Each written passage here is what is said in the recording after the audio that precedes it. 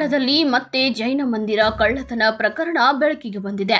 2 ತಿಂಗಳ ಹಿಂದೆ ಕಳ್ಳತನ ನಡೆದಿದ್ದ ಅದೇ ಮಂದಿರವನ್ನು ಮತ್ತೊಮ್ಮೆ ಕಳ್ಳರು ಟಾರ್ಗೆಟ್ ಮಾಡಿದ್ದು ಭಕ್ತರಲ್ಲಿ ಆತಂಕ ಮೂಡಿಸಿದೆ. ಧಾರವಾಡದ ಟಿಕಾರೆ ರಸ್ತೆಯಲ್ಲಿರುವ ಜೈನ ಮಂದಿರದಲ್ಲಿ ಕಳ್ಳತನ ನಡೆದಿರುವ ಘಟನೆ ಬೆಳಕಿಗೆ ಬಂದಿದೆ. ಕಳ್ಳರು ಮಂದಿರದೊಳಗೆ ನುಗ್ಗಿ ಬಂಗಾರ ಮತ್ತು ಬೆಳ್ಳಿ ಮೂರ್ತಿಗಳ ಜೊತೆಗೆ ಹುಂಡಿಯಲ್ಲಿದ್ದ ಹಣವನ್ನು ಕದ್ದೊಯ್ದಿದ್ದಾರೆ. ಇದೇ ಮಂದಿರದಲ್ಲಿ ಕಳೆದ 2 ತಿಂಗಳ ಹಿಂದೆಯೂ ಕಳ್ಳತನ ನಡೆದಿತ್ತು. ಮತ್ತೆ ಅದೇ ಮಂದಿರವನ್ನು ಗುರಿಯಾಗಿಸಿಕೊಂಡಿರುವುದು ಭಕ್ತರಲ್ಲಿ ಆತಂಕಕ್ಕೆ ಕಾರಣವಾಗಿದೆ.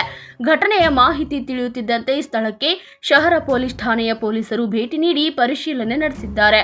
ಬೆರಳಚ್ಚು ತಜ್ಞರು ಕೂಡ ಸ್ಥಳಕ್ಕೆ ಆಗಮಿಸಿ ಸಾಕ್ಷ್ಯ ಸಂಗ್ರಹ ಮಾಡಿದ್ದಾರೆ.